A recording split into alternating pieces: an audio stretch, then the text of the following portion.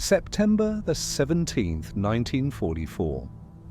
The skies above the Netherlands split open. It was 1 p.m. when the first Dakota transports appeared, not as distant specks, but as a thundering armada that darkened the autumn sun.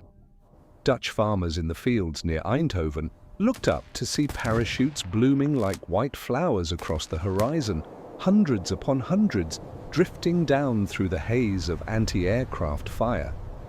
The sound was overwhelming, the drone of engines, the crack of flak guns, the whistling descent of supply canisters. And somewhere in that chaos, German soldiers dug into hastily prepared positions, watched something they had been trained to fight, but had never truly understood: the arrival of American airborne forces in numbers that defied reason. A young Oberleutnant named Heinrich Voss, positioned near the Sun Bridge with elements of the 59th Infantry Division, wrote in his diary that evening, "They fell from the sky like a plague, not men, but a manifestation of American industry given human form." It was not fear in his words, not yet, but something closer to bewilderment. How could a nation transport thousands of soldiers through the air, drop them behind enemy lines with such precision, and supply them as if the laws of logistics had been suspended? Within hours, as his unit retreated under the coordinated pressure of the 101st Airborne Division, bewilderment would sharpen into something darker. Unease, the kind that settles in the stomach and refuses to leave. This was Operation Market Garden, ambitious, flawed, and ultimately incomplete in its strategic goals.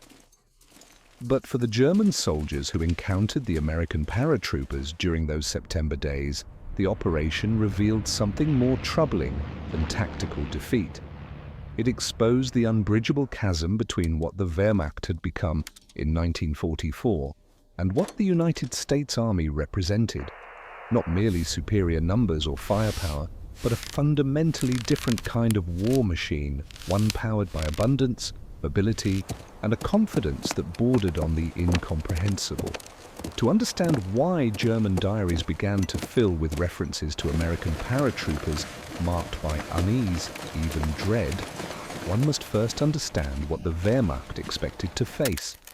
By September 1944, Germany had been fighting for 5 years. The soldiers who manned the defences in Holland were not the fresh, ideologically fervent troops of 1940. They were a mixture of veterans hardened by the Eastern Front, convalescent units recovering from wounds, teenage conscripts and impressed foreign auxiliaries, Poles, Russians, even Georgians, wearing German Feldgrau under coercion. They had learned to fight defensively, to husband ammunition, to retreat when overwhelmed. They had adapted to scarcity. Every bullet counted, every artillery shell was precious. Supply lines stretched back to a crumbling Reich, where factories operated under Allied bombardment and fuel reserves dwindled with each passing week. German intelligence had briefed them on airborne operations.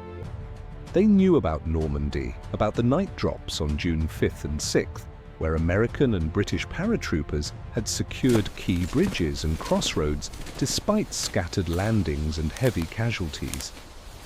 The official Wehrmacht assessment had been cautiously optimistic.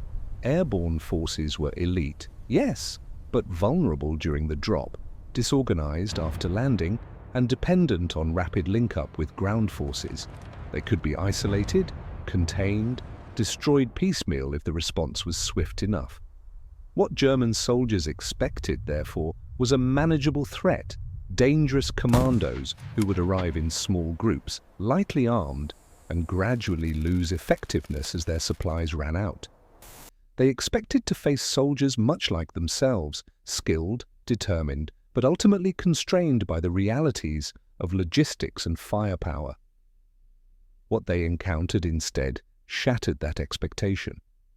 The 101st Airborne Division landed near Eindhoven and Nijmegen with over 6,600 men in a single afternoon. The 82nd Airborne Division descended near Grave and Nijmegen with similar numbers. These were not scattered groups of commandos. They were entire regiments arriving within hours, bringing with them not only rifles and grenades, but machine guns, mortars, light artillery, medical supplies, and radios that crackled with constant communication.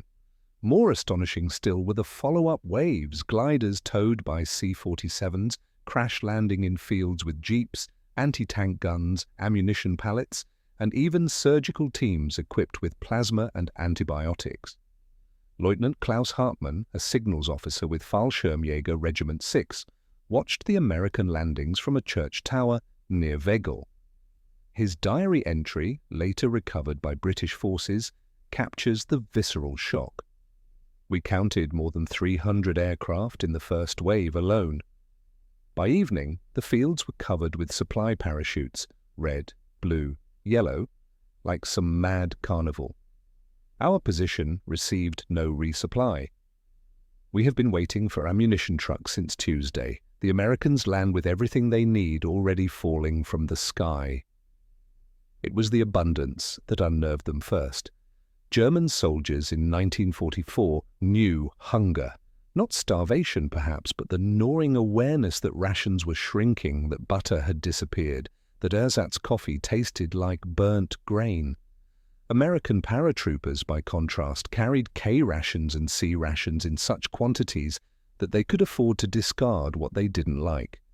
Captured supply containers revealed coffee that was actually coffee, chocolate bars stamped with the Hershey name, cigarettes by the carton, and concentrated energy rations that German soldiers, accustomed to black bread and thin soup, found almost obscenely rich. But it wasn't just food, it was everything. The radios worked reliably. The medical supplies included morphine syrettes, small pre-filled syringes, that could be administered by any soldier, a luxury German medics had not enjoyed since 1942. The weapons, while not necessarily superior in design to German arms, arrived in such quantity that ammunition concerns seemed alien to American tactics. Browning automatic rifles laid down suppressing fire with a profligacy that German MG-42 crews, carefully managing their belt-fed ammunition, watched with something between envy and disbelief. One symbol recurred in German accounts of those encounters, the American jump boot. Tall, leather, polished even in combat, the Corcoran boot became a visual shorthand for everything that unsettled German soldiers about their enemy. It was not merely footwear, it was a statement. German soldiers in 1944 wore marching boots that were often patched, sometimes too small or too large, and frequently supplemented with rags stuffed into the toes. The jump boot, by contrast, suggested an army that could afford to equip its soldiers with specialized, high-quality gear as standard issue, not for officers, but for privates. It suggested surplus, industrial capacity, and a kind of casual material superiority that ideology could not explain away. Obergefreiter Paul Steiner, captured near Wegel on September 19th, remarked to his interrogators, "You see the boots and you know these are not soldiers worried about supply. These are not soldiers who believe they might lose."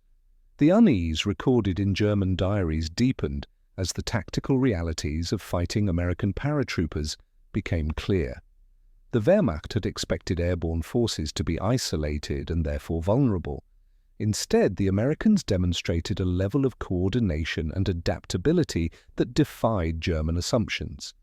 Each paratrooper carried not only his weapon but a detailed map, compass, and mission briefing. Non-commissioned officers operated with an initiative that German soldiers, trained in a more rigid command structure, found disorienting. When a captain was killed or a radio destroyed, American squads continued to function, reorganizing around sergeants or even corporals who assumed command without hesitation. This decentralized leadership was particularly troubling to German officers who had been educated in a system where orders flowed downward and deviation was discouraged. Hauptmann Friedrich Müller, commanding a depleted company near the Sun Bridge, wrote with frustration, "We destroy their command post and they do not falter. We cut their communications and they adapt. It is as if every man is trained to think for himself, as if the entire unit is a living thing that cannot be beheaded. Moreover, the Americans fought with an aggressiveness that contradicted German intelligence assessments. Far from being defensive-minded commandos waiting for relief, the paratroopers of the 101st and 82nd pushed forward relentlessly, seizing objectives and expanding their perimeters even before British armoured columns arrived from the south. They moved at night, something German units in 1944, exhausted, poorly supplied, and often lacking effective night vision equipment, found increasingly difficult to counter. They called in air support with a speed and accuracy that suggested an intimate connection between ground and air forces, a unity of purpose that German combined arms doctrine aspired to but could no longer achieve. By September 20th, as the 101st Airborne secured the corridor between Eindhoven and Nijmegen, German defenders began to understand that they were not facing an isolated airborne operation, but the spearhead of a fully integrated military system. The paratroopers held the ground. Within hours, British tanks rolled through. Within days, supply convoys stretched back to Belgium in an unbroken chain. The abundance that had shocked German soldiers during the initial drops was not a temporary advantage, but a permanent condition of American warfare. The transformation in German perception was not immediate, but it was inexorable. Before Market Garden, the Wehrmacht's Eastern Front veterans held a grim pride in their experience. They had fought the Red Army in conditions of unimaginable brutality and survived. The war in the West, they told themselves, would be different, cleaner, more conventional, and perhaps even winnable through defensive tenacity. The Americans were new to European warfare, untested in the grinding attrition that defined the Eastern Front. Surely they would break when pressed hard enough. The encounter with American paratroopers dismantled that comforting narrative. It was not that the Americans were invincible. They took casualties, they made mistakes. Entire units at Arnhem, fighting alongside British airborne forces, were encircled and destroyed, but the losses did not seem to matter in the way German losses mattered. For every American soldier killed, 2 more appeared, as if conjured from the inexhaustible resources of a nation that could afford to train, equip, and transport entire divisions across an ocean and drop them from the sky as casually as one might deploy a rifle company. Feldwebel Anton Becker, a veteran of Stalingrad, captured near Nijmegen, tried to articulate this realization to a fellow prisoner. On the Eastern Front, we learned to endure what the Russians could not. We were harder, better trained, more disciplined. It did not matter. They had more men, more tanks, more guns. Now in the West, the Americans are not harder than us, but they have everything, and they fight as if they know it. The unease documented in German diaries was not simple fear. It was the psychological erosion that comes from fighting an enemy whose material superiority reflects a deeper systemic advantage. Every jump boot, every K-ration, every radio that worked, every resupply drop reminded German soldiers that they were not merely losing battles, but losing a contest of civilizations. The Third Reich had promised them victory through willpower and racial superiority. The Americans offered no such ideology. They simply arrived in overwhelming force, did their jobs with professional efficiency, and moved on to the next objective. There was a moment, recorded in several diaries, that encapsulates this transformation. On the night of September 23rd, near the village of Covering, a German patrol stumbled upon an abandoned American supply cache. Inside were crates of ammunition, medical supplies, and rations. The patrol leader, Lieutenant Werner Graf, ordered his men to take what they could carry. As they pried open the ration crates, they found not only food but small luxuries: chewing gum, instant coffee, chocolate, and cigarettes, Lucky Strikes, Chesterfields, Camels. One soldier discovered a small can labeled fruit cocktail.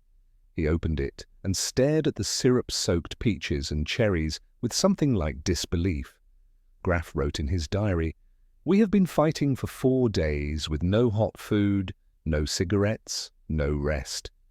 We find an American supply cache abandoned because they advanced too quickly to collect it, and it contains more than our entire company has seen in a week.